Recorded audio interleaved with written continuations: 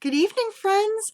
I'm so excited that you joined me tonight for the Mystery Host Party, and I'm really excited that one of you is going to walk away with our host rewards tonight. I wish I could be joining you with some lives tonight, but having 3 kids at home and my husband's gone for a meeting, I didn't think that was a good idea.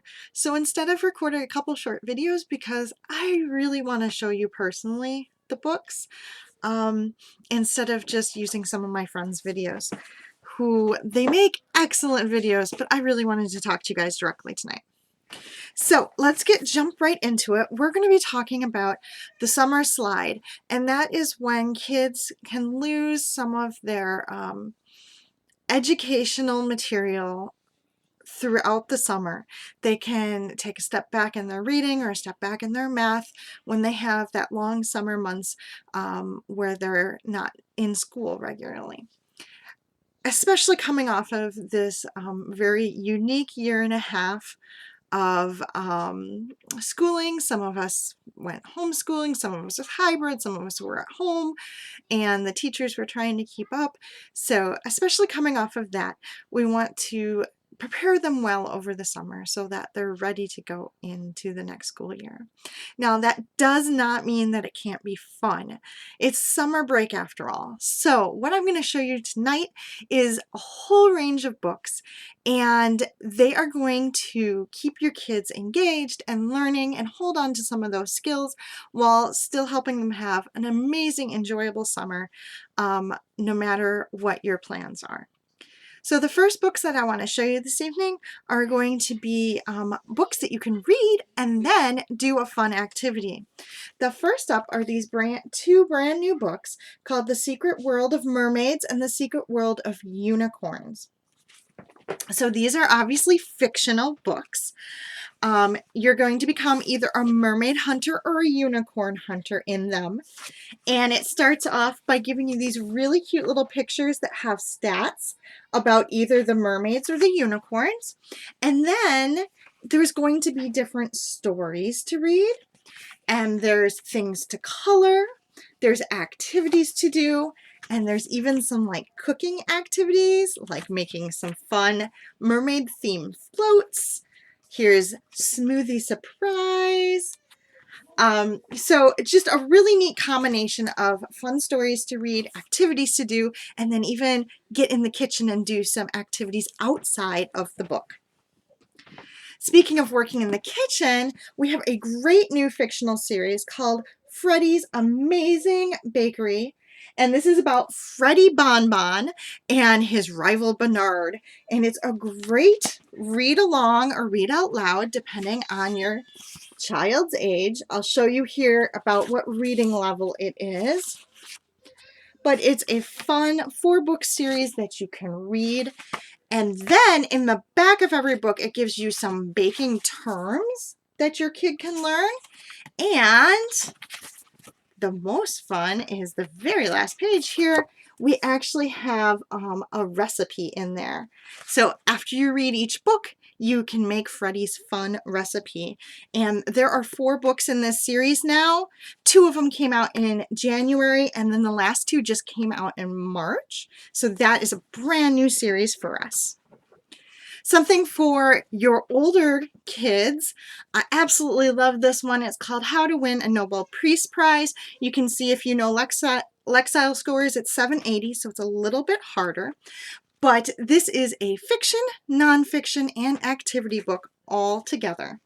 It has this great little fictional story about Mary, and she gets to go back in time and meet all different Nobel Prize winners like Albert Einstein.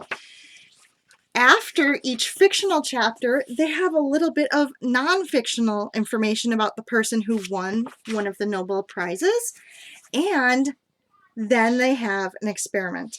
And I have to tell you, these are not your baking soda and vinegar kind of experiments.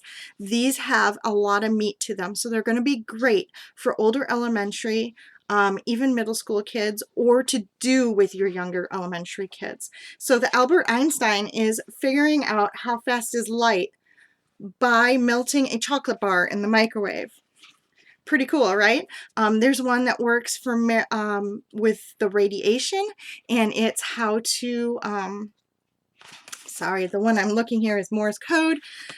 It works with radiation. What happens if you put seeds in the microwave a little bit before you grow them? We did that one. It was really interesting to learn what happens.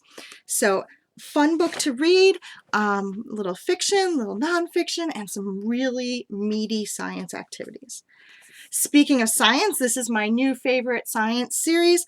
Definitely good stuff you could do with younger elementary, but definitely great for older elementary and in through junior high. This one is all about biology. This one is chemistry, math, and physics. So these have, it's all going to be things you have in your house, but they have a page about Discover where it gives you information. And then there'll be pages that are experiments, things for you to do. And then at the end of the sections, there's even like little quizzes you can take. Here's a learn about photosynthesis, potatoes. Okay, my sister and I had parents for teachers, and we used to play school a lot. So yeah, I'm the one who'd be like, ooh, there's a little quiz. I want to take the quiz and see if I learned it. But fun topics, but bananas, this has a lot of food science in it, physics of popcorn, so it's going to be talking about motion, momentum, speed, things like that. Math and chemistry are the other ones. So those are a really fun way to keep your kids learning some science stuff over the summer, and really good hands-on science that they're going to enjoy. The last one I want to show you in this starter video is for some older kids. If you have kids who love computer and video games, this would be a great project to have them do this summer. Yes, it's going to be some screen time, but it would be kind of a fun educational use of the screen this summer. Instead of just playing games, why not learn how to make your own website? And this is going to teach them HTML, CSS, and JavaScript. And it starts all the way from the very basic. I'm sure this looks like gobbledygook to some of us, and some of the rest of us understand what it means, but it's going to walk through how to write those different languages and create their very own web page. So that is a really fun summer activity for your gamers and your computer lovers. Something different for them to do, but they're going to really enjoy. Stay tuned, and we'll have another video coming up with some more great books.